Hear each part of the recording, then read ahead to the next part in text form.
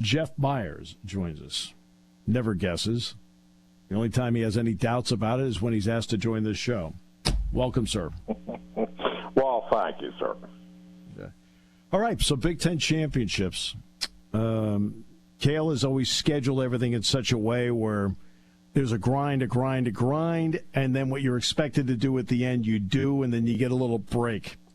Why has this worked so well over the years for these wrestlers? Yeah, I think there's just a really good comprehensive approach that the coaches take. I mean, it's a strategy where they map out the entire year, and obviously they'll make adjustments as they need to during the course of the year. But, I mean, they really have a very detailed plan starting from the first day after Nationals, going all the way through the following year. And it's the consistency of the message and what they do in practice and the way they ask the kids to approach each day, where you're just trying to get a little better. You're focusing on you, not necessarily your opponents, and worrying about what they're doing, but just working on your areas of weakness and, trying to figure out how to best capitalize on your strengths. And, I think they really dial in on how to get the mind and body to the best place possible at the right time of the year to give themselves a chance to perform at the highest level. All right, the idea, of course, is to get 10 through to Tulsa. Realistically, it's 9. I know it's been a tough road at 125. Obviously, there's a lot of really good wrestlers in that weight class, but why has it been such a problem for Gary? Yeah, I really think it is more of a confidence thing than anything else, Steve. You watch him in the room, and, I mean, he won a couple of PIAA state titles. He's not a kid that doesn't know how to wrestle. He is, I think, a little undersized at 125, and, I mean, he's not horsing anybody around, and he's been horsed around by a few of his opponents this season. So, I mean, I think that is a factor. But I don't think he's terribly undersized, and he's just not made the transition, I think, the way he was expecting from high school to college. But I will say he keeps battling, he keeps trying to figure things out, and I think you've seen, he's had 2 of his better matches in the last 4 of the season. Now he also had a couple in there that he still didn't look great. So I'm curious to see if he can put together 2 or 3 matches in a row, which he's going to need to do, where he can fight hard and give himself a chance to win in the last minute or so, just on effort. But yeah, he is in a good weight class. There's no question. I mean, 125 is always just a really strong field, and this year's no difference. I mean, you look at it, Tristan Lujan for the better part of the season was ranked in the top 25. And he's the number 12 seed in a 14-man field at the Big Ten tournament, to give you an idea. And I think he'll move up. Malik Heintzelman is not wrestling. He's having surgery, so his career is over for Ohio State, which is really disappointing news, because that kid has just worked his tail off to get to where he is, where he had a chance to be an All-American, I think, this year. And, unfortunate news there, but it does bump, Gary Steen is likely going to be a 10 seed, so, he only has to place 1 spot higher to get an automatic berth to the NCAA tournament here. Okay, let's see if he can do it. What has Beau Bartlett's move to what is his natural weight class meant to his season? Well, I think I keep coming back to confidence, and it's just such a big part of sports and wrestling, and he's just much more confident, much more comfortable at that weight.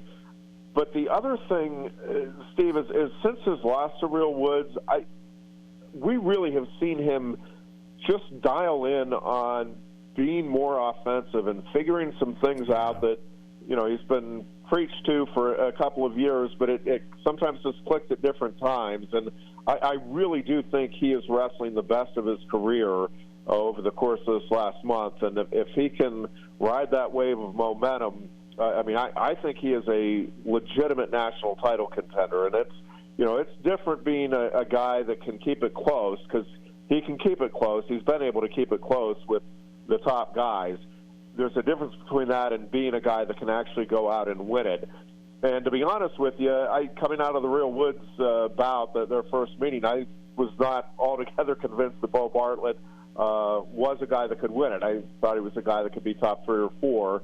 But what we've seen in this last month, and he'll be the first to tell you that he is now really working on wrestling and not relying on his athleticism and the things that he knows have gotten him to this point, but really figuring out what it is that he needs to do to take that next step and be the guy at this weight. And I think he is one of probably 5, maybe 6 guys there that can win the national tournament, and I think he's one of 3 that can probably step to the top of the podium this weekend in Ann Arbor.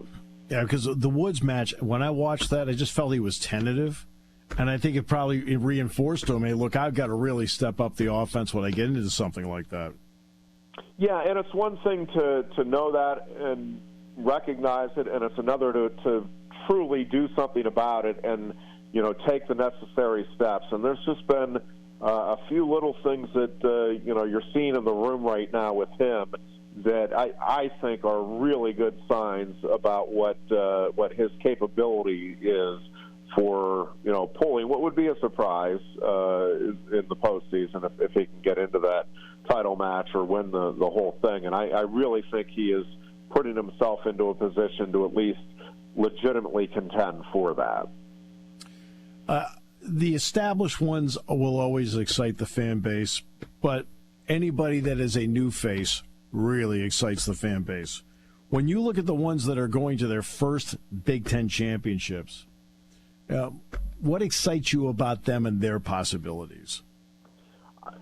Steve, for Shane Van Ness, it is just the way he grinds, and he just has that offensive mindset, and he really reminds me, and I'm not predicting he's going to be as dominant as Zane Rutherford was, but in terms of his approach as a freshman, he really has a very similar approach to Zane Rutherford in that he's just constantly moving forward, trying to put pressure on his opponents. The two things that he's been working on and that he needs to do to get to where he wants to be this year is to be able to get out from underneath good opponents, and he'll likely face a couple of them in the Big Ten tournament, or not get underneath. I mean, that's the alternative, is just don't get taken down, and when you get the option, go neutral. But then you've got to finish off your shots. He's been really good at getting in on shots, and he is pretty consistently finishing against guys that are not in the top 10. He gets in against the top 10 guys, but he's had some trouble finishing those shots. And he recognizes that that's where it's at right now.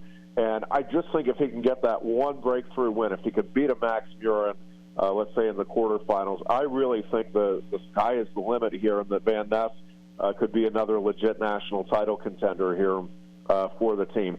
Levi Haynes is just, he's the next great one, legend in the making here for Penn State. He just comes from a tremendous athletic background, and both his parents were terrific athletes, but it's really his attitude as much as anything. He's a really coachable kid, has a tremendous understanding of the sport and a great natural feel for it.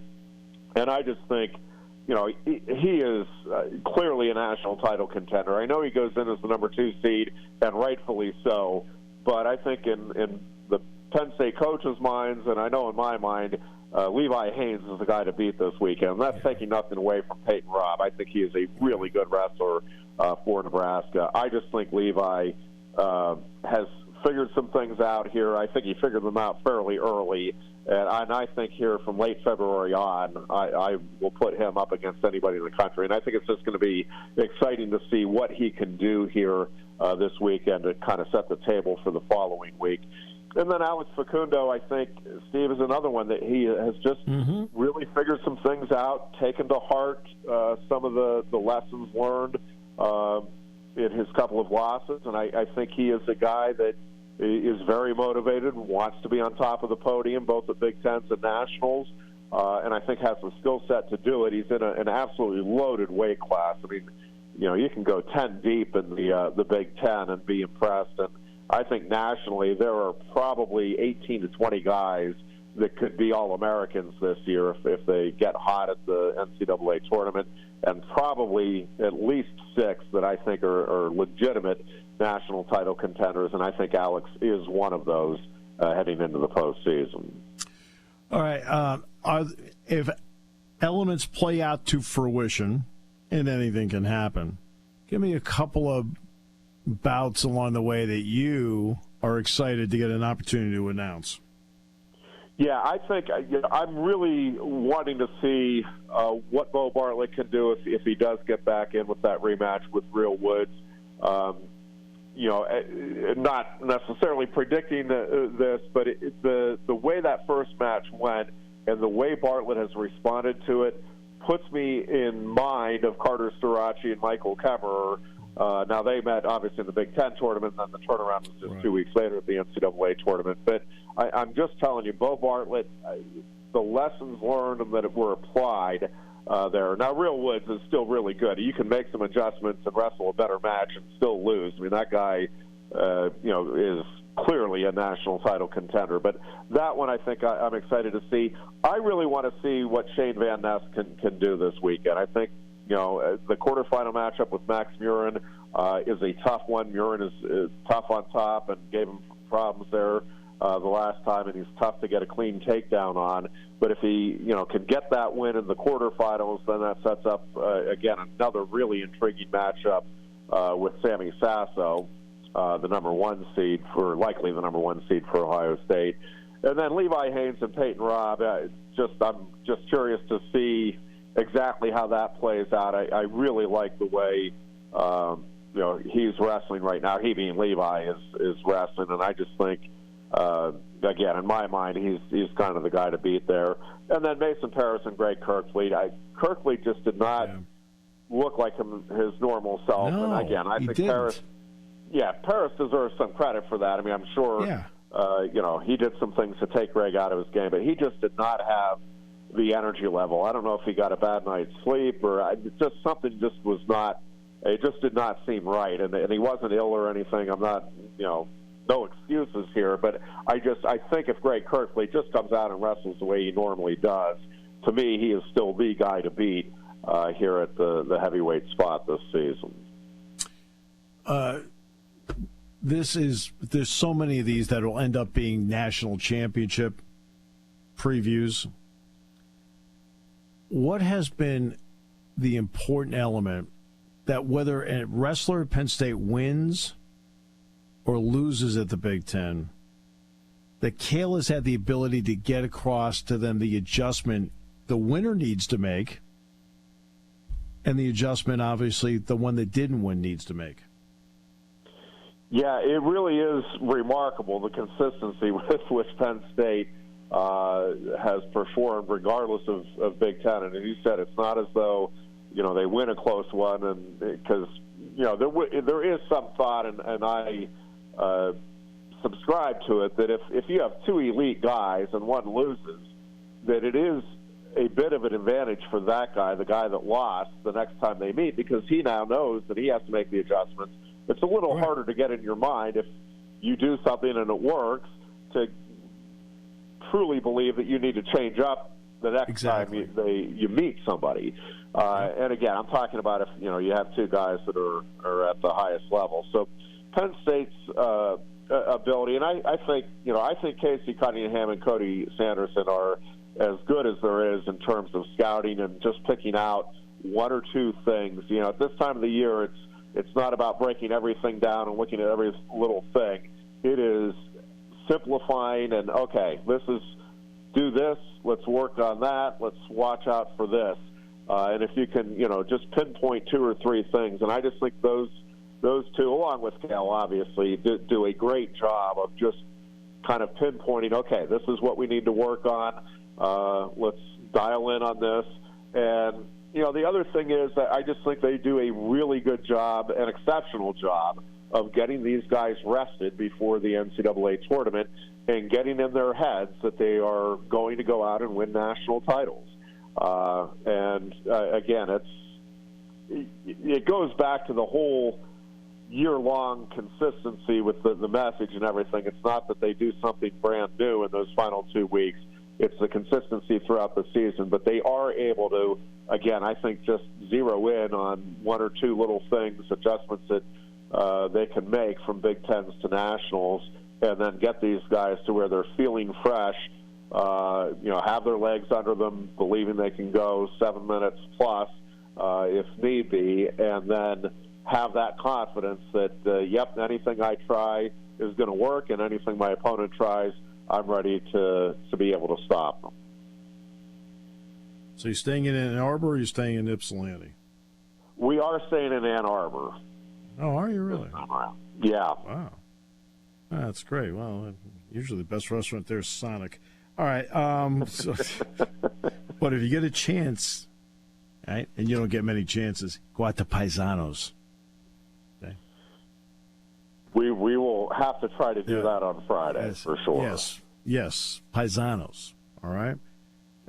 Jack Ham and I took the gang over there for football. Oh, pretty good. And you deserve top shelf, my friend. Well, I couldn't agree with you more, Steve. And if there's anything I'm willing to do, it is eat a good meal. And you'll love it. Hey, great time in Ann Arbor. Let's see how many they can bring back and let's see if they get all 10 through to Tulsa. That would be awesome. It would. It would be a nice feather in the cap here for the program, no doubt. No question. Jeff, thanks so much. Thanks, Steve. Appreciate it.